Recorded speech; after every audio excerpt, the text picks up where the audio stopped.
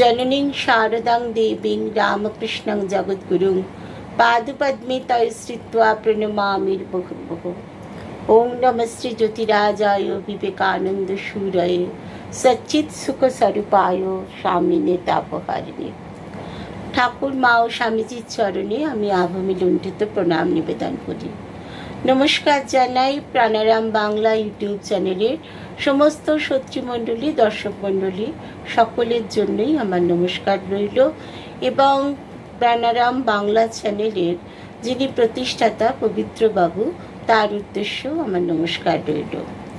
আমরা এই অনুধ্যান পর্বে মায়ের সঙ্গে সন্ন্যাসী সন্তানদের সম্পর্ক এবং মা কিভাবে তাদের দীক্ষা দিয়েছেন এবং মায়ের সঙ্গে তারা কিভাবে মাকে সাহায্য করেছেন, মায়ের সঙ্গে থেকেছেন, মায়ের আশীর্বাদ পেয়েছেন, সেই সমস্ত পুঙ্খানুপুঙ্খ রূপে তারা এক একজন সন্ন্যাসী তারা লিখে গিয়েছেন। আজকে আমরা স্বামী গৌরীশ্বরানন্দ, যিনি রামময় মহারাজ নামে পরিচিত ছিলেন, সেই স্বামী গৌরীশ্বরানন্দের মাকে যেমন দেখেছি সেই অংশ থেকে আমরা কিছুটা আজকের অনুষ্ঠানে আলোচনা করব।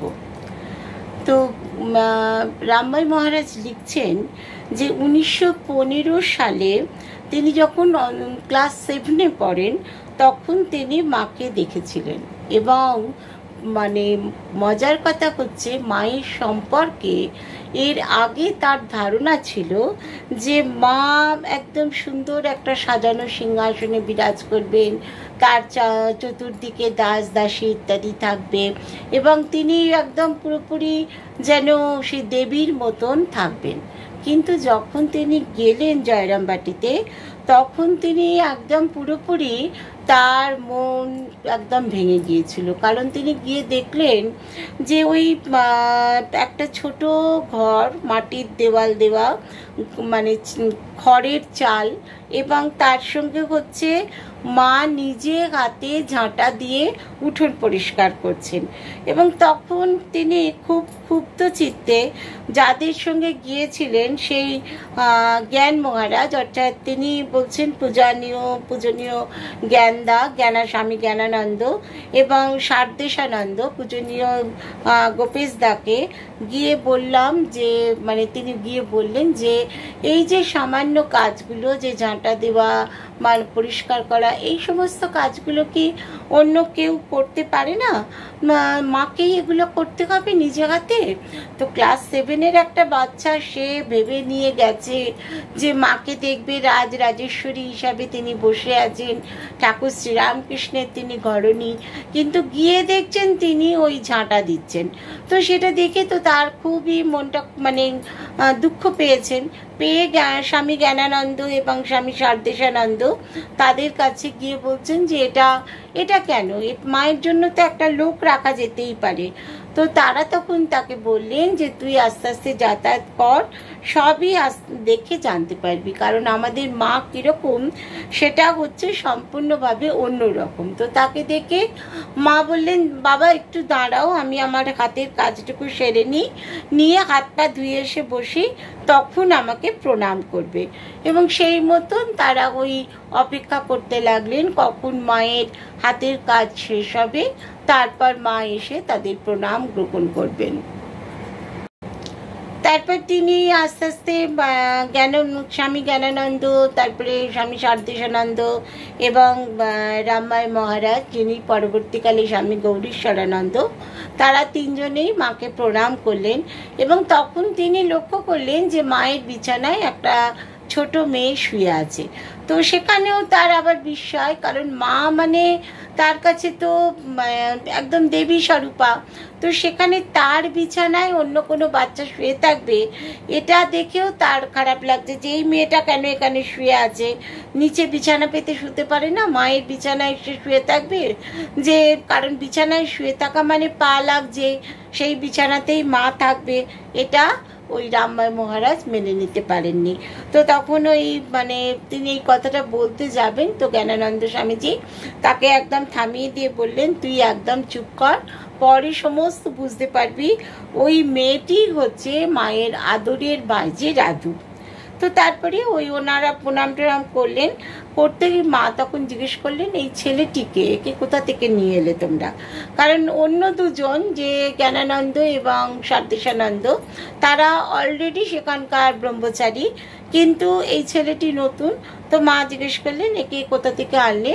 তখন জ্ঞানানন্দ স্বামীজি বললেন এ বদনগঞ্জ স্কুলে পড়ে, ক্লাস 7-এ পড়ে।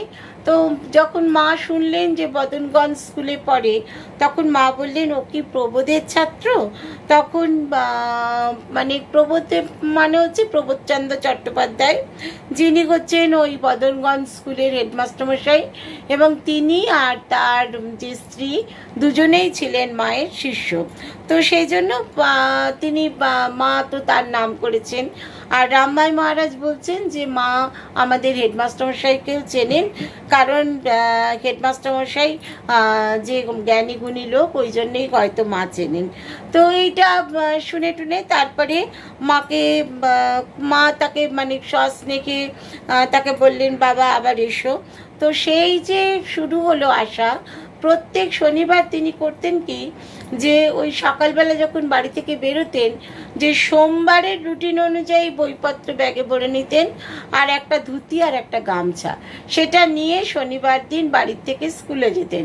স্কুল থেকে আবার হেঁটে জয়রামবাটি আসতেন, মানে পুরোটাই হাঁটা, বাড়ি থেকে বদনগঞ্জ স্কুল এবং বদনগঞ্জ স্কুল থেকে জয়রামবাটি, পুরো পথটা তিনি হেঁটে হেঁটে মানে আসতেন। যার ফলে তাদের পকেটে কোনো পয়সা থাকার কোনো ব্যাপারই ছিল না। এখন যেমন ছোট ছেলে মেয়েদের যেমনই হোক তাদের ব্যাগে কিছু পয়সা কড়ি থাকে, কিন্তু তখনকার দিনের যে ওই একটা পয়সাও তার পকেটে ছিল না। তো সেইভাবে উনি প্রত্যেক শনিবার মায়ের কাছে চলে যেতেন, এবং মাও তাকে খুব স্নেহ করতেন। আর একটা জিনিস কি, যে মা ছিলেন অসাধারণ লজ্জাশীলা। তিনি বলছেন সকলের কাছেই মা ঘোমটা দিয়ে থাকতো, যে স্বামীজি, তারপরে মহারাজ, শরৎ মহারাজ, মহাপুরুষ মহারাজ, সমস্তদের যারা তাদের মা ছেলে বলতেন, কিন্তু তারা যখন মায়ের কাছে এসে কথা বলতেন, মা কিন্তু এক গলা ঘোমটা দিয়ে থাকতেন, এবং ঘোমটার ভেতর দিয়ে খুব আস্তে আস্তে কথা বলতেন। এবং সেই সমস্ত কথা যদি শুনতে পাওয়া না যেত, যোগিন মা বা গোলাপ মা তারা সেটা জোরে বলে দিতেন। আর শরৎ মহারাজের কথা বলছেন, যেটা আমরা অনেক জায়গাতেই পড়েছি, যে শরৎ মহারাজ যখন প্রণাম করতেন মাকে, মা তখন তো একদম এক গলা ঘোমটা দেওয়া। তো মাকে মানে প্রণাম করে বেরিয়ে এসে শরৎ মহারাজ বলতেন যে বাবা আমি যেন ওর শ্বশুর, সেই জন্য আমাকে দেখেও ওই রকম ঘোমটা দিচ্ছে। কিন্তু রামময় যেহেতু খুব ছোট বেটেকাটো ছিল, তো যার ফলে মা তাকে দেখে একটু বয়সটাও আর একটু কম মনে হতো। তো সেই জন্য মা কিন্তু তাকে দেখে ঘোমটা আর দিতেন না, এবং যার ফলে মাকে দেখার যে সৌভাগ্য সেটা তার ওই প্রথম থেকেই হয়েছিল। আর রামময় ছোট ছিল বলে মা তাকে দিয়ে ঘরেরও টুকটাক কাজ করাতেন। এবং তার একটা বিশেষ কাজ ছিল, যখন তিনি শনিবার করে আসতেন, ওই রাতের দিকে মা শুয়ে থাকলে মায়ের যেহেতু পায়ে বাত ছিল, সেজন্য মা ওই পাটা ভালো করে তেল মালিশ করে দিতেন। তো সেখানে তিনি বলছেন যে ওই মায়ের পায়ের তলাটা ছিল একদম রক্তাভ এবং খুব কোমল, এবং সেটা তিনি মানে দেখতে পেয়েছিলেন। এবং বা জয়রামবাটি থেকে কামারপুকুর বা হয়তো কাছাকাছি কোনো জায়গায় যেতে গেলে মা কিন্তু পায়ে হেঁটে যেতেন, চটি জুতো পরতেন না, কিন্তু তা সত্ত্বেও ওই পায়ের তলাটা একদম কোমল ছিল আর হালকা গোলাপি একটা আভা ছিল। আসলে দেব শরীর, সেই জন্যই এরকম ছিল।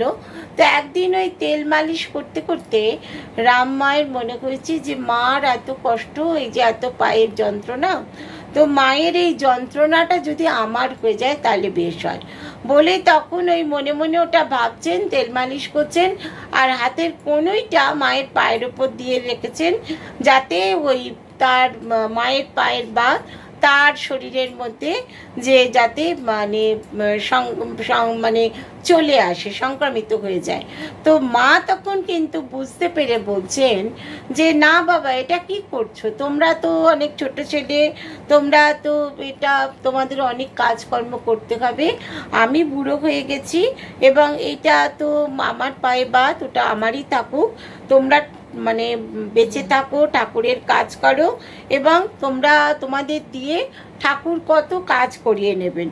তো এই রামমাই মহারাজ একটা জিনিস কি, যে মাকে সে বিভিন্ন কাজে সাহায্য করত, যে রুটি বেলে দিত, তারপরে তরকারি কেটে দিত, উনুনে আগুন ধরিয়ে দিত, এবং যখন অনেক ভক্ত হয়ে যেত তখন আটা মেখে দিত খুব ভালো করে, কারণ মা হয়তো অল্প করে প্রথমে মেখে দিলেন, তারপরে ঠেসার জন্য সেটা ওই করে দিত, এবং তারপরে দুর্ব তুলে এনে, তারপর ফুল তুলে এনে মায়ের পুজোর জন্য পুষ্প পাত্র সাজিয়ে দিত।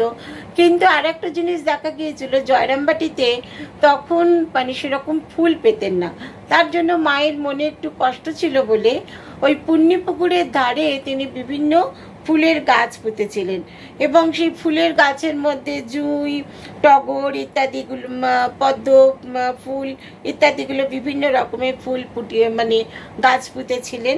এবং মা যখন পান সাজতেন তিনিও মায়ের সঙ্গে বসে বসে পান সাজতেন। এবং মা মানে আমরা এটা আগেও আলোচনা করেছি, মা যখন রামমাইকে পান দিতেন তখন দুটো করে দিতেন, কারণ রামমায়ের গায়ের রং কালো ছিল বলে ওই পান খেয়ে ঠোঁটটা লাল হয়ে যেত, আর কালো রঙে ওই লাল ঠোঁট খুব ভালো খুলতো। তো সেই জন্য মায়ের ওটা দেখতে খুব ভালো লাগতো বলে মা তাকে একটু বেশি বেশি করে পান খাওয়াতেন। তো রামময় দেখছি যে প্রত্যেক শনিবার এসে দেখছি অনেক ভক্ত আসছে এবং রবিবার সকালবেলা তাদের দীক্ষা হচ্ছে। তো এগুলো দেখে দেখে তার খুব মনে হয়েছিল মা যদি আমাকে দীক্ষা দেন তাহলে বেশ হয়। তো এইরকম কথা, তো কার কাছে গিয়ে বলবে, প্রথমে তো একজন কাউকে বলার দরকার। তো মায়ের ওখানে একজন বৃদ্ধা ভদ্রমহিলা থাকতেন, তার ছেলে উকিল ছিল, তো সে মাঝে মধ্যেই এখানে আসতো মায়ের কাছে। তো তাকে মা রামমাই গিয়ে বলছেন যে আচ্ছা আমার খুব দীক্ষা নেবার ইচ্ছা, মা কি আমাকে দীক্ষা দেবেন? কারণ রামমায়ের বয়স 16-17 ছিল, কিন্তু তার চেহারাটা যেহেতু একটু বেটে ছিল সেজন্য দেখতে আরও একটু কম বয়সী মনে হতো। তো তখন তাকে জিজ্ঞাসা করছেন, আমি যদি মাকে বলি যে মা আমাকে দীক্ষা দেবেন কিনা, তাহলে কি মা দেবেন?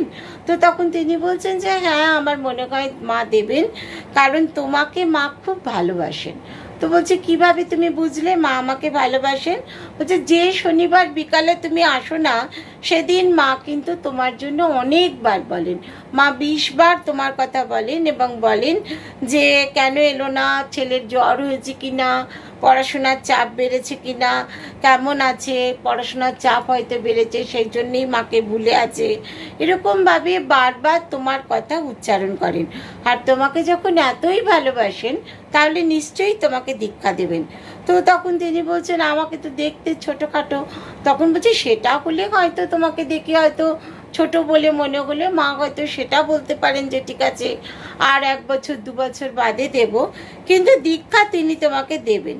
তো তখন তারপরে সে মাকে গিয়ে বলছে যে মা আমি দীক্ষা নেব। তো সবাই শিখিয়ে দিয়েছে যে মার কাছে গিয়ে বলবি যে মা আমি দীক্ষা নেব। তো সেও গিয়ে মায়ের কাছে বলেছে মা তুমি সবাইকে দীক্ষা দাও, আমাকেও দীক্ষা দাও। তো মা তখন তো খুব খুশি হয়েছে, কারণ মা তো খুব ভালোবাসতো তাকে। তো মা বলছেন ঠিক আছে, কালকে সকালবেলা স্নান টান করে এসে আমার কাছে বসবে, আমি তোমায় দীক্ষা দেবো। তো মায়ের ওখানে ওই 2টো করে আসন রাখা হতো, কারণ যারা স্বামী স্ত্রী এসে দীক্ষা নিতেন মায়ের দুপাশে ওই গালিচার 2টো আসন ছিল, সেখানে তারা বসতো, বসে তারা দীক্ষা নিত। তো সেই রকম রামমাই একটা আসন পেতে দিয়েছে, রামমাই তার উপরে বসেছে, বসে মা কোষাকুষি থেকে জল নিয়ে ওর গায়ে ছিটিয়ে দিয়েছেন, দিয়ে বলছেন যে পূর্ব জন্মের বা তার আগের জন্মের যত পাপ আছে, পূর্ব জন্মের যত পাপ আছে সমস্ত আজকে নষ্ট হয়ে যাক, এবং ইহ জন্মের অজ্ঞানকৃত যে সমস্ত পাপ হয়ে আছে সেগুলোও নষ্ট হয়ে যাক। ছোট ছেলে তার আর পাপ কি হবে, কিন্তু মা এটা কথার কথা যে বললেন যে যদি কোনো পূর্বজন্মের পাপ থাকে বা যে জন্মে রয়েছে সেখানেও যদি কোনো পাপ হয়, হয়তো কোনো রাস্তার কুকুরকে মেরেছে বা কোনো হয়তো পিঁপড়ে মারিয়ে দিয়ে চলে গেছে বা হয়তো কোনো কোনো পাপ যদি ছোটোখাটো হয়েও থাকে সেগুলোও সমস্ত নষ্ট হয়ে যাক। পরে তারপরে তো একটা দেবতার নাম করে মা বললেন যে ইনি তোমার ইষ্ট। আর ছোট ছেলে যেহেতু সেজন্য মা তাকে জিজ্ঞাসা করলেন মানে বুঝতে পেরেছো তো, তুমি তো একেই সব থেকে বেশি ভক্তি শ্রদ্ধা করো, ভালোবাসো, এর মন্ত্রই তো তোমাকে দেবো। মা তাকে জিজ্ঞাসা করছেন, তখন তিনি বলছেন যে মা ঠিক ধরেছেন আপনি, যে ওনাকেই আমি সব থেকে বেশি ভক্তি শ্রদ্ধা করতাম, কিন্তু এখন ঠাকুরের বই পড়ে সমস্ত দেবদেবীদের আমার একই মনে হয়। মা আমি যদি কোনো দেবদেবীর মন্ত্র চাই সেটা কি আপনি দেবেন? মাকে সে জিজ্ঞাসা করে নিচ্ছে। মা বলছেন ঠিক আছে, তোমার যেটা ইচ্ছা করছে তুমি বলো। তখন সে তার যে পছন্দসই যে দেবতা তার কথা বলেছে। তখন মা বলছেন এর মন্ত্র দিলে তুমি খুশি হবে? তো সে বলছে হ্যাঁ, এনার মন্ত্র যদি আমাকে আপনি দেন তাহলে আমার খুব ভালো হয়।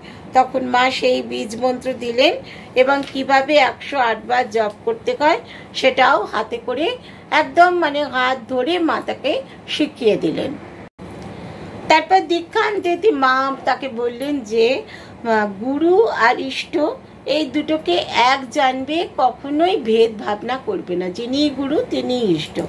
তারপরে তিনি মাকে মানে প্রণাম করবেন। এর আগে যখন মাকে পায়ে মাথা রেখে প্রণাম করতে গিয়েছিলেন তখন মা বলেছিল পায়ে মাথা রেখে প্রণাম করতে হবে না, হাত দিয়ে প্রণাম করলেই হবে। তো তিনি ওই হাত দিয়ে প্রণাম করতে যখন গেলেন তখন মা বললেন না, আজকে তুমি পায়ে মাথা দিয়ে প্রণাম করো। প্রণাম করলেন। তারপরে গুরুদক্ষিণা যে দিতে হয় সেটা তিনি জানেন না, কারণ তার কাছে তো কোনো পয়সা থাকে না। ওই বাড়ি থেকে বদনগঞ্জ স্কুল থেকে বাড়ি, অথবা শনিবার দিন জয়রামবাটি আসা, যার ফলে পকেটে একটা পয়সাও নেই। তো প্রণাম করার পরে মা তখন তাকে বললেন যে আজকে পায়ে মাথা রেখে প্রণাম করো। তিনি সেভাবেই করলেন এবং মা 2 হাত দিয়ে তার মাথায় আশীর্বাদ করলেন। তো তারপরে বললেন ঠিক আছে, এবার একটুখানি তো সকাল মানে অনেকটাই পেরিয়ে গেছে, চলো একটুখানি কিছু খাবে চলো। তো বেলা হয়েছে, যেই বাইরে বেরিয়েছে তখন জ্ঞান মহারাজ তাকে বলছেন হ্যাঁ রে, মায়ের কাছে যে দীক্ষা নিলি মাকে কোনো দিয়েছিস, দক্ষিণা দিয়েছিস? তখন উনি বলছেন যে না, আমার কাছে তো কোনো পয়সাই নেই, আমি কিভাবে দক্ষিণা দেব? তখন জ্ঞান মহারাজ তার নিজের পকেটে যা ছিল একটা রুমালের মধ্যে বাঁধা কিছু পয়সা, কিছু টাকা, এই সমস্ত মিলিয়ে ওই 2 টাকা মতন হলো, মানে সমস্ত কিছু 2.5-3 টাকা মতন হলো। তখন সেটা জ্ঞান মহারাজ সম্পূর্ণটা তার হাতে দিয়ে দিলেন, দিয়ে বললেন মাকে গিয়ে এটা দিয়ে আয়। তো সেটা নিয়ে মায়ের কাছে আবার গেছে। তো মা বলছেন কি হয়েছে? তখন বলছে আমি গুরু দক্ষিণা দেবো। তো মা তখন এসে পেলে বলছেন কে দিল? বলছে যে জ্ঞান মহারাজ দিয়েছেন, জ্ঞানদা দিয়েছেন। তখন মা 2 হাত পেতে তার সে গুরু দক্ষিণা নিয়েছেন। নিয়ে তারপরে মা ওই তাকে নিয়ে বসে খেতে বসলেন। তো তাকেও একটা ছোট থালায় করে মুড়ি দিলেন। ওই তখন মুড়ি গুড় ইত্যাদি খাওয়া হতো, আর মা নিজেও মুড়ি নিলেন। এবং অন্য সমস্ত যারা দীক্ষা নেয় তারা ওই মায়ের গুরুর প্রসাদ নিয়ে তারপরে তারা জলখাবার খায়। কিন্তু এখানে মা তাকে নিজে নিয়ে পাশে বসে মা একটু করে নিজের মুড়ি খাচ্ছেন আর ওকে একটুখানি করে দিচ্ছেন। অর্থাৎ ও না চাইতেই প্রসাদটা পেয়ে গেল। এবং সেটা দেখেই তার মানে মনে হলো যে মা এতই করুণাময়ী আর এতই আমাকে তিনি ভালোবাসেন যে আমি না চাইতেই আমাকে তিনি তার যে প্রসাদ সেটা আমার হাতে তিনি তুলে দিচ্ছেন। তো এখানে আমরা দেখব রামমাইকে এত ভালোবাসতেন মা, যে রামমাইও মাকে খুব ভালোবাসতো। কারণ শনিবার এলেই তার মনে হতো মায়ের কাছে ছুটে চলে যায়। তো ওইরকম মায়ের পুজোর সময় দুব্ব, তুলসী পাতা, বেলপাতা ইত্যাদি তুলে দিতেন, কিন্তু ফুল সেরকম হতো না বলে ফুল দিতে পারতেন না। আর মাও পুজোর সময় ঠাকুরকে বলতেন, ঠাকুর আজকে কোনো ফুল জোগাড় হয়নি, তো তোমাকে এই দুব্ব, তুলসী পাতা ইত্যাদি দিয়ে পুজো করছি, তুমি এইভাবেই পুজো নাও। তো সে কথাটা শুনে তার মনে হয়েছিল যে কিছু যদি গাছ বসানো যায় তাহলে ভালো হয়। তো পরবর্তীকালে এই রামমাই মহারাজ তিনি খুব সুন্দর ফুল ফোটাতেন। যেমন একই গাছের মধ্যে হলুদ গোলাপ, লাল গোলাপ ইত্যাদি ফোটাতে পারতেন। কিন্তু সেই সময় ওই পুণ্যপুকুরের ধারে তিনি মানে জবা গাছ, টগর গাছ, পদ্মকরবী ইত্যাদি বিভিন্ন রকমের গাছ তিনি ফুটিয়েছিলেন। এবং মায়ের একটা প্রিয় গাছ ছিল জুঁই গাছ, সেইগুলো সমস্ত ফুটিয়েছিলেন। তো একদিন দেখছেন যে মা একটা খুরপি হাতে করে ওই জুঁই গাছের গোড়া খুঁড়ছেন। তখন তিনি ওই মায়ের হাত থেকে খুরপিটা কেড়ে নিয়েছেন, নিয়ে বলছেন, মা তুমি কেন মানে করছো, এই কাজটা তো আমার কাজ, আমি তো তোমাকে ফুল ফোটাবো, ফুল তুলে দেবো। তখন মা বলছেন, না আমি জুঁই ফুল খুব ভালোবাসি, তো সেই জন্যেই যে এখন ফুল আসার সময় ওই জন্য জুঁই গাছের গোড়াটা একটু খুঁচিয়ে দিচ্ছিলাম। তো তারপরে মা তখন ওই পদ্মকরবীর গাছে একবার যখন ফুল এলো, তখন রামময় আসতে দেরি আছে, ওই বুধবার বৃহস্পতিবার করে ফুলটা এসেছে। তখন মা কিন্তু কাউকে সেই গাছের ফুল তুলতে দেননি। মা বলেছিলেন যে ওই গাছ রামময় বসিয়েছে, রামময় আসবে, এসে সেই ফুল তুলে দিলে তবে ঠাকুরের পুজো হবে। মানে এগুলোই হচ্ছে অহিতকি ভালোবাসা, যে ভালোবাসার জোরে যে একজন সন্তান সে আসবে দুদিন পরে, কিন্তু গাছের ফুলটাকে মা রেখে দিচ্ছেন, সেই সন্তান এসে ফুলটাকে তুলে তার কাছে মানে তুলে দেবে পুজো করার জন্য। তারপর শনিবার যখন রামমা এলো, তখন মা প্রথমেই তাকে হাত ধরে ওই পদ্মকরবী গাছের ওখানে নিয়ে গিয়ে বললেন, দেখো তোমার গাছে কত সুন্দর ফুল ফুটেছে বলে তার হাতে একটা সাজি ধরিয়ে দিলেন।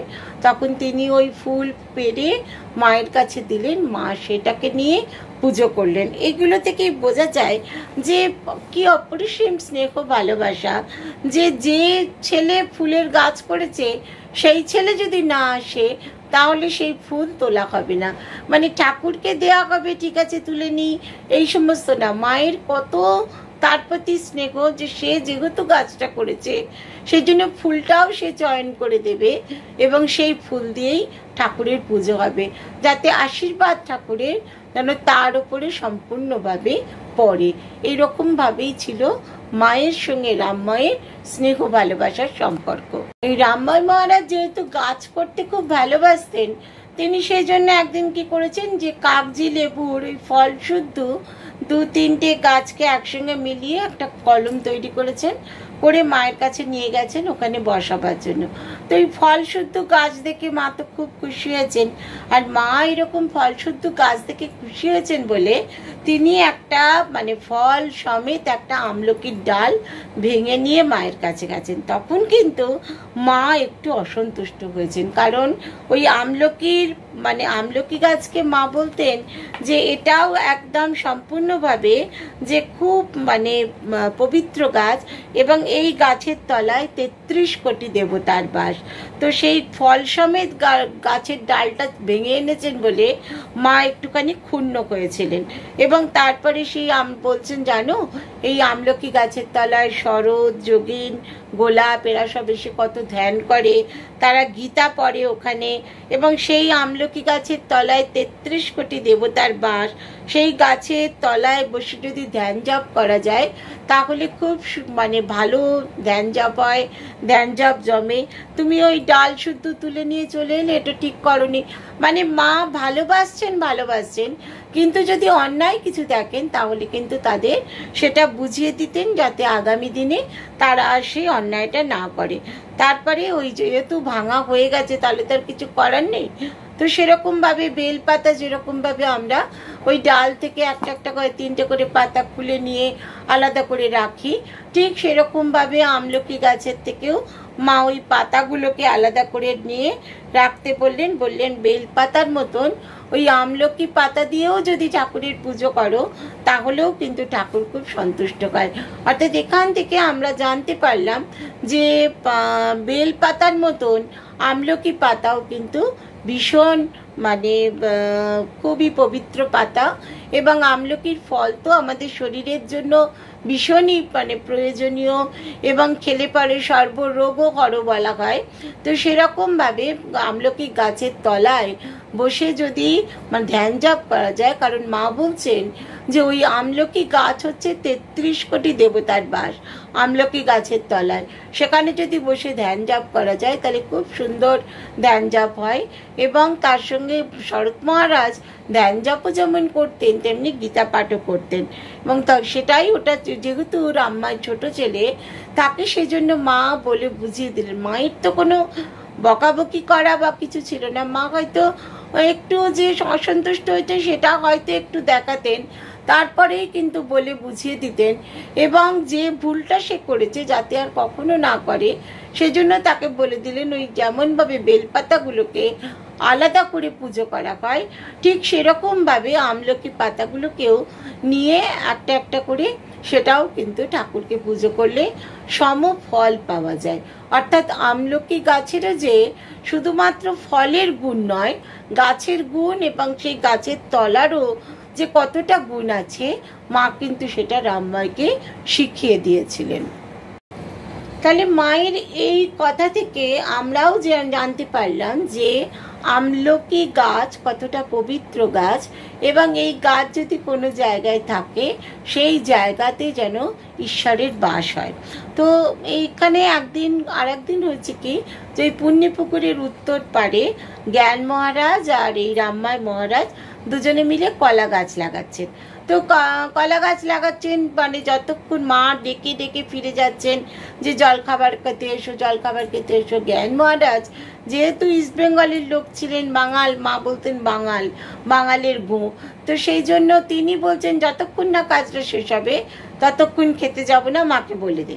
তো তিনিও প্রথম তাই বলছেন, কিন্তু যখন দুজনকে একসঙ্গে করে ডাকছেন রামমাই মহারাজ বলছেন মা একটু পরে যাচ্ছি, কাজটা শেষ করে যাচ্ছি। কিন্তু মা যখন দেখলেন জ্ঞান আসবেই না, অথচ ছোট ছেলেটার খিদে পেয়ে যাচ্ছে, তখন বললেন তুমি এসো বলে রামমায়ের নাম করে ডাকলেন, এবং রামমায়ের নাম করে যেই ডেকেছেন রামমায়ের সঙ্গে সঙ্গে ছুটে মায়ের কাছে চলে গেছে। তো তখন মা বলছেন দেখো জ্ঞান হচ্ছে বাঙাল, ওদের ভীষণ গোপ, ও কোনো কথা শুনবে না, তুমি হাত মুখ ধুয়ে খেতে বসে যাও। এদিকে নলিনী দিদি সেখানে ছিল, সে তো একটু শুচিবাই গোছের, সে বলছে পুণ্যপুকুরের ওই দিকটাতে একটু নোংরা পড়ে টড়ে থাকে। তখনকার দিনে তো মানুষজনের বাড়িতে মানে ঠিকঠাক মানে শৌচাগার ছিল না, তো যেখানে সেখানে মানুষ ব্যবহার করতো। তো সেখানে বলছে যে ওই জায়গাটা ভালো নয়, তো ওইখানটা তোমরা খোঁড়াখুড়ি করছো, ভালো করে স্নান করে এসে তারপরে খাও। তো মা বলছেন যে ওই সমস্ত শুচিপাইগিরি একদম না করে হাত পা ভালো করে ধুয়ে আসুক, ধুয়ে এসে খেয়ে নিয়ে তারপরে ও অন্য যে কোনো কাজ করবে। তো নলিনী দিদিকে মা বলছেন তোর মন অশুদ্ধ, তো এখানে তোর মন অশুদ্ধ, তাই জন্যেই তুই সবসময় ছুঁই বাতিক করিস, আর ওরা হচ্ছে বেটা ছেলে, ওরা সব শুদ্ধ, ওদের কোনো কিছুতেই দোষ হয় না, আর তুই এই সমস্ত ছুঁই করে একদম ওর মনটাকে খারাপ করে দিবি না। তো মা ওকে দিলেন খাবার, ও হাত পা ধুয়ে এসে খেয়ে নিল, মাও খুশি হলেন, রামমাইও খুশি হলো, কারণ তারও খুব খিদে পেয়েছিল, তো যার ফলে দুজনেই শান্তি হয়ে গেল। তখনকার দিনে তো মেয়েদের লেখাপড়া ছিলই না, যে মেয়েরা সাধারণভাবে ওই ঐক্য বাক্য মাণিক্য পর্যন্তই পড়তে পারতো, বা কোনো মেয়ে হয়তো বাড়িতে একটু পড়তো, কিন্তু ওই মা যদি কেউ মানে ঘড়ি দম দিতে পারতো বা হারিকেনের কাজ বুঝতে পারতো, মা তাদের ভীষণ সম্মান দিতেন, বলতেন ও বাড়ির বউটা এসছে, ও খুব জ্ঞানী, ও ঘড়িতে দম দিতে জানে। আবার ওই হারিকেনের কাজ সেটা খুলতে গেলে একটু কলকবজা আছে, মা বলতেন ও কলকবজা আমি মানে পারি না, ওটা রামমাইকে বলতেন তুমি করো, ওর মধ্যে অনেক কলকবজা রয়েছে, ওটা আমি পারবো না।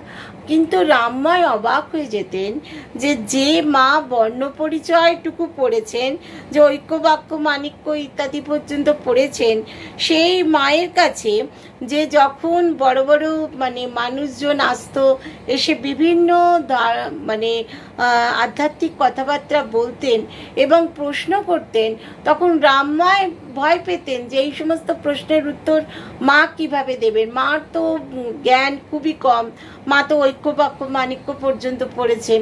তো এই সমস্ত প্রশ্নগুলো তো বেলুর মাঠে গিয়ে ব্রহ্মানন্দ স্বামীজি, মহাপুরুষ মহারাজ, শরৎ মহারাজ এরা সব রয়েছে, এদের কাছে করলেই তো পারে, এখানে মায়ের কাছে কেন করছে, মা আবার কি উত্তর দেবেন। রামমায় খুব ভয় ভয় থাকতো, কিন্তু তাদের প্রশ্নের উত্তরে মা কিন্তু সুন্দর করে উত্তর দিয়ে দিতেন এবং তারাও কিন্তু সন্তুষ্ট হতো। কারণ মানে সে ভয় পেলে কি হবে, যে প্রশ্ন করছে আর যাকে প্রশ্ন করছে তারা দুজনেই কিন্তু সন্তুষ্ট হতো। এবং এই সমস্ত গুলো দেখে তখন মনে হতো, সে বলছে যে আমি ওই বয়সে বুঝতেই পারতাম না যে কি কি প্রশ্ন করা হচ্ছে, কিন্তু দেখতাম যে যারা উত্তর শুনবে বলে মায়ের কাছে প্রশ্ন রাখছে তারা খুশি হয়ে চলে যেত। এবং তারপরে মা ওই উদ্বোধন, তত্ত্বমঞ্জরি এই সমস্ত পত্রিকাগুলো যখন আসতো, মার কিন্তু পড়াশোনার প্রতি আগ্রহ তো ভীষণ ছিল। তো মা তখন উদ্বোধনে বলতেন, জিজ্ঞেস করতেন যে শরতের কোনো লেখা আছে কিনা, দেখো শরৎ মহারাজের কোনো লেখা যদি থাকতো মা বলতেন পড়ে শোনাও। তো সেগুলোই পড়ে মাকে শোনানো হতো, মা বসে বসে সেগুলো শুনতেন। একবার কি হয়েছে যে তত্ত্বমঞ্জরিতে একটা সংস্কৃতের স্তোত্র প্রকাশিত হয়েছে, তো মা তখন বলছেন তুমি তো লেখাপড়া করছো, তো তুমি সেইটার ওই স্তোত্রটা সংস্কৃততে লেখা আছে সেটার মানে করে আমাকে বলো। এবার সেই মানে করে, বাংলা মানে করে বলতে গিয়ে দেশি কেন্দ্রং এই একটা কথা ছিল, তো সেই শব্দটার মানে না জানার জন্য তিনি বলছেন যে আমি তো সব শব্দের মানে জানি না, তো আমি স্কুলে গিয়ে পণ্ডিত মশাইয়ের কাছে যাব, গিয়ে সমস্ত মানেগুলো জেনে এসে তারপর আপনাকে শোনাবো। তো তখন মা বলছেন যে না, ওই কবে তুমি পণ্ডিত মশাইয়ের কাছে যাবে, গিয়ে সেগুলো জিজ্ঞেস করবে, করে এসে আমাকে বলবে, 1 সপ্তাহ পার হয়ে যাবে। এখানে তুমি যতটুকু জানো ততটুকুই আমাকে বলো, যেটুকু পারছো তুমি সেটুকুই বলো, তারপর যেটা পারবে না সেটা পরের সপ্তাহে হলে হবে। এখন অর্থাৎ এই যে খুঁটিনাটি ব্যাপারগুলো, এগুলোর ওপরে মায়ের ভীষণ নজর ছিল। আরেকবার কি হয়েছে, রামমাই মহারাজকে মা বলেছেন যে আসন করতে খাবার সময়। এবার উনি আসন করছেন, এই যেমন ছেলেরা করে যে একটা দিল তার সঙ্গে পরেরটার একটুখানি গ্যাপটা কম, কিন্তু মা ঘর থেকে বসে বসে সবটা দেখছেন। আবার উল্টো দিকে যে আসন বসেছে, যে এখানে যেখানে আসন তার উল্টো দিকেও যারা বসবে একই জায়গায় আসনটা হবে, যাতে পরস্পর মুখোমুখি থাকতে পারে, যে দেবে খাবারটা তারও সুবিধা হবে আর যারা খাবে বসে তাদেরও সুবিধা হবে। তো উনি পাচ্ছেন যখন, তখন ঠিক ওই রকমভাবে সুচারুভাবে পাতা হয়নি। মা তখন কিন্তু সেটা দেখে বলছেন যে না, এটা ঠিক মতন পাতা হলো না, এইভাবে পাতো। তো কিছুতেই আর করতে পারছে না, তখন মা ঘর থেকে বেরিয়ে এসে নিজে হাতে করে করে দিয়েছেন। এবং তখন তিনি দেখে ভাবছেন যে মা একদম এমন করে আসনটা পাতলেন যেন একটা সরল লেখা, দুপাশে যেন মনে হচ্ছে দুটো যেন সরল লেখা। আবার শালপাতা ধুতে গেলেও বলতেন যে শালপাতাগুলো ভালো করে ধুয়ে নাও। এরা কি করতো যে একটু জলের ছিটে দিয়ে রাখতো, মা বলতেন দেখো যে সবাই খাবে, তো সুতরাং কোনো ধুলো বালি ইত্যাদি থাকলে পরে সেখানে খাওয়াটা ঠিক হবে না, সেজন্য প্রত্যেকটি পাতা ধুয়ে নেবে। এবং ধুয়ে মা বলছেন যে যখন তার নিজের শক্তি ছিল তখন এই প্রত্যেকটি পাতা ধুয়ে ধুয়ে ভালো করে কাপড় দিয়ে মুছে দিতেন। অর্থাৎ কাউকে খেতে দিতে গেলে কতটা যত্ন করে, কতটা ভালোবেসে তাকে খেতে দিতে হয়, এইগুলোই কিন্তু মা তাকে শিখিয়ে দিচ্ছেন।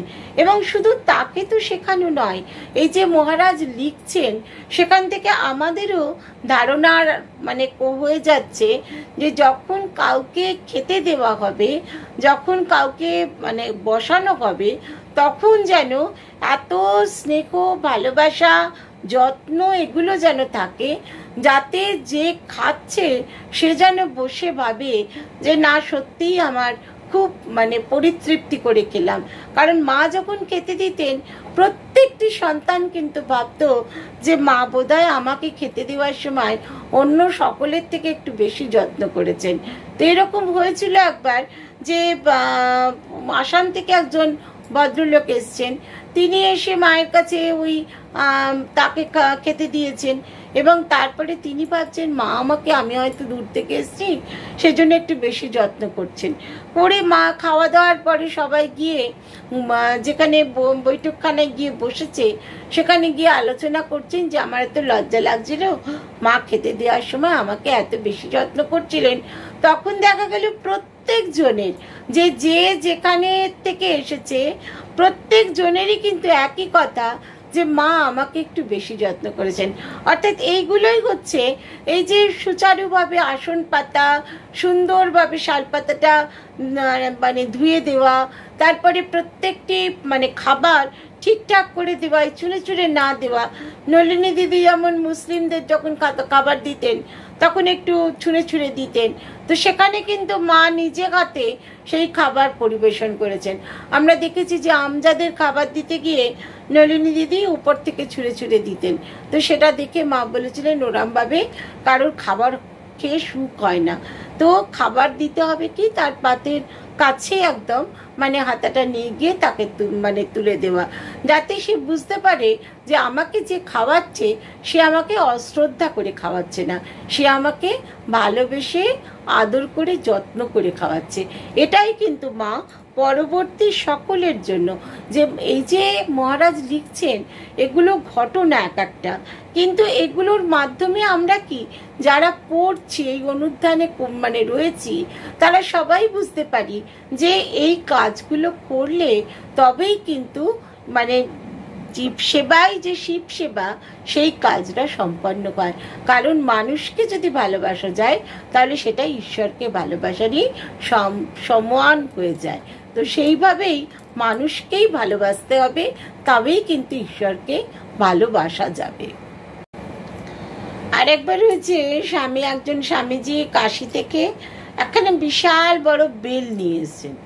তো বেলটা অনেকটা বিশাল বড়, তো সেটা মা তার ঘরের খাটের তলায় রেখেছেন। তো কুটনো কাটা হচ্ছে, রামমাইও বসে বসে কুটনো কুটছে মায়ের সাথে। তো কুটনো কাটার পরে মা বলছেন যে বেল আছে আমার ঘরে খাটের তলায়, সেটাকে নিয়ে এসো। অর্থাৎ বেলটা থেকে তার শাঁসটাকে বার করে নিয়ে কোনো শরবত করা হবে বা খাওয়া হবে, সেই জন্যেই মা তাকে বেলটা নিয়ে আসতে বলছেন। তখন সে মায়ের ঘরের খাটের তলায় গিয়ে দেখছে যে কোনো বেল নেই। তখন সে মাকে বলছে মা কোনো বেল নেই এখানে। তো মা বলছেন বেল তো আমি নিজে হাতে রেখেছি, থাকবে না কেন? বলছে যে না কোনো বেল নেই। বলে কি আছে? বলছে কুমড়ো আছে। মানে বেলটা এত বড়, একটা কুমড়োর মতো দেখতে, সেজন্য রামমাই বলছে একটা কুমড়ো আছে। তখন মা বলছেন ঠিক আছে কুমড়োটাকেই নিয়ে এসো। তখন কুমড়োটাকে নিয়ে এসে মায়ের সামনে যখন রেখেছে তখন দেখছে যে না ওটা কুমড়ো নয়, ওটা হচ্ছে বেল। তখন মা বলছেন দেখেছো তোমার কুমড়ো? তো তখন সকলে মিলে হাসছে, আর রামমাই আর কি করে, সেও একটুখানি হেসে ফেললো। তো এইরকমভাবেই মা তাকে ধীরে ধীরে সমস্ত কাজ কর্মতে মা তাকে দিয়ে করাতেনও যেমন তেমনি শিখিয়েও দিতেন। একবার পাবনা থেকে ওই একজন ভদ্রমহিলা এসেছেন। তিনি খুব মানে ভদ্রমহিলা, খুব মানে কর্মঠ, এবং তিনি কি করতেন যে যখন রুটি বেলতেন তো মহিলা ভক্তরা এলে কি করতেন, মা বলতেন তাদেরও কাজে লাগিয়ে নিতেন। কারণ সবাই তো চাইতো যে মায়েরও সেবা করতে, সকলেরই সেবা করতে। তো সেই ভদ্রমহিলা একসঙ্গে 3 খানা রুটি বেলতেন। কিভাবে? প্রথমে অনেকটা আটা দিয়ে দিতেন, তার উপরে একটা লেচি দিতেন, তার উপরে আবার আটা দিতেন, তার উপরে আবার একটা লেচি দিতেন, তার উপরে আবার আটা দিতেন, তার উপরে আবার একটা লেচি দিতেন। এইভাবে নিয়ে 3টে মানে রুটি একসাথে বেলে তারপর 3টে ওই রুটি আলাদা করে নিয়ে ঝেড়ে নিয়ে তারপরে দিয়ে দিতেন। অর্থাৎ প্রতি একবারে 3 খানা করে রুটি বেলা হচ্ছে। রামমায়ের দেখে তো খুব মানে পছন্দ হয়েছে। সে তখন সেই বৌদিকে বলেছে যে আমাকে একটু শিখিয়ে দিন, তাকে শিখিয়ে দিয়েছে। তো প্রথমে দেখা গেল শিখতে গিয়ে ওই 3 খানা রুটি 1 খানা বিরাট বড় হয়ে গেল, তো সেটা তো হলো না। তারপরে আবার চেষ্টা করে, এরকম কয়েকবার চেষ্টা করে রামময়ও কিন্তু ওই রকম 3খানা রুটিকে মানে বেলতে শিখলো। এবং বেলে রাখার পরে সে তখন শিক্ষা তো হয়ে গেল, হয়ে গিয়ে তারপর যখন অভ্যাস করার ফলে সে বেশ পোক্ত হয়ে গেল, তখন কিন্তু মানে সে ওইভাবেই ওইখানে রুটি করতো। একবার কি হয়েছে যে সমস্ত পুরুষ ভক্ত এসছে, তো যার ফলে কোনো মহিলা নেই, রামময় আর মা দুজনে মিলে প্রচুর অনেকজন এসে গেছে বলে নলিনী দিদি রুটি সেঁকছেন আর রামময় আর মা দুজনে বেলছেন। রামময় তো প্রতিবারে 3টে করে রুটি একসঙ্গে বেলছেন, মা একটা করেই বেলছেন। আবার রামময়ের রুটিটা নলিনী বলছে যে পিসিমা তোমার থেকে রামময়ের রুটি ফুলছে বেশি। তাতে আবার মায়ের একটা কপট রাগ, মা বলেন ও দুদিনের ছেলে, ওর রুটি বেশি ফুলবে, আর আমি এই রুটি বেলতে বেলতে বুড়ো হয়ে গেলাম, আর আমার রুটি কম ফুলবে, যাও আমি বেলবো না। তো এইরকম মানে খুনসুটি করতো। তো সেইখানে রামময় বলছে যে মা যদি রুটি না বেলে তাহলে আমিও আর বেলবো না।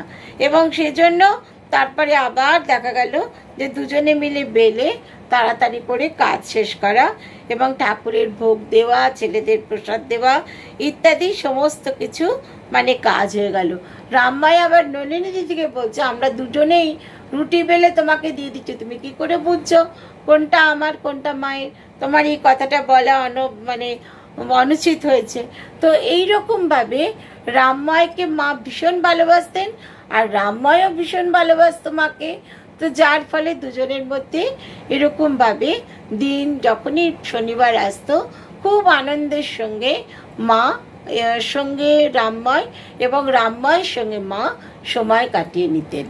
তো গৌরীশ্বরানন্দ 88 বছর বয়সে এই রচনা লিখতে গিয়ে মানে মায়ের সাথে যেভাবে তিনি থেকেছেন, মাকে যেরকম দেখেছেন, এই রচনা যখন মানে লেখাটা যখন লিখছেন তখন তার 88 বছর বয়স। তো তখন তিনি ভাবছেন যে এই যে অবতার এবং তার সঙ্গে অবতার সঙ্গিনী তারা যে পৃথিবীতে এসেছিলেন, এই যে মায়ের যে আচরণগুলো, রাধুর প্রতি এক ধরনের আচরণ, ওর বাড়ির অন্যান্যদের সঙ্গে এক রকমের আচরণ, নলিনী দিদির সঙ্গে এক রকমের আচরণ, রামময়ের সঙ্গে খুনসুটির মতন আচরণ, অর্থাৎ এই যে বিভিন্ন রকম আচরণ, আবার যখন ভক্তরা এসে খুব কঠিন প্রশ্ন করছে তাদের উত্তর দিচ্ছেন যখন, তখন হচ্ছে আধ্যাত্মিক দিকে তিনি হচ্ছেন সম্পূর্ণভাবে জ্ঞানদায়িনী। অর্থাৎ একদম সেই ঠাকুরের কথা সরস্বতী ও জ্ঞান বিতরণ করতে এসছে, ও আমার শক্তি, এই যে ঠাকুরের কথাগুলো, সেই কথাগুলো তখন কিন্তু যখন ভক্তরা আসছে, ভক্তরা দীক্ষা নিচ্ছে, ভক্তরা বিভিন্ন প্রশ্ন করছে মাকে আধ্যাত্মিক বিষয়ে, তখন সেইগুলো উত্তর দিচ্ছেন। তো রামময় সেই সময় বুঝতে পারতেন না, কিন্তু যখন এই প্রাজ্ঞ হয়ে গেছেন তখন তিনি বুঝতে পারছেন যে এই সমস্ত মানুষ মানে এই সমস্ত অবতার বা ভবতারিণী যাই বলা হোক না কেন মাকে, তাদের যে পৃথিবীতে আসা সেটা হচ্ছে কি যে কিছুটা লীলা করে যাওয়া, এবং সেই লীলা করা বা লীলা খেলা সেইগুলোই হচ্ছে কখনো তিনি খুব সরলা বালিকার মতন, কখনো তিনি খুব প্রাজ্ঞ, খুব বুদ্ধিমতী, খুব শক্তি মানে মতি সেইভাবে আচরণ করছেন। অর্থাৎ এদের বিভিন্ন সময়ে প্রয়োজন অনুযায়ী বিভিন্ন রকম আচরণ। তো সেটাই মানে গৌরীশ্বরানন্দ স্বামীজি ব্যাখ্যা করছেন। আমরা আগামী দিনে গৌরীশ্বরানন্দ স্বামীজির বা লেখা যে বাকি অংশ সেটা আমরা আলোচনা করব। তার আগে মায়ের কাছে আবার প্রণাম নিবেদন করি। মা আমাদের সকলের ভক্তিপূর্ণ প্রণাম গ্রহণ করুন। আমাদের সকলের হৃদয়ে যেন ভক্তির সঞ্চার হয় এবং আমরা যেন মায়ের শরণাগত হয়ে থাকতে পারি। জয় মা, জয় মা, জয় মা। প্রাণারাম প্রাণারাম প্রাণা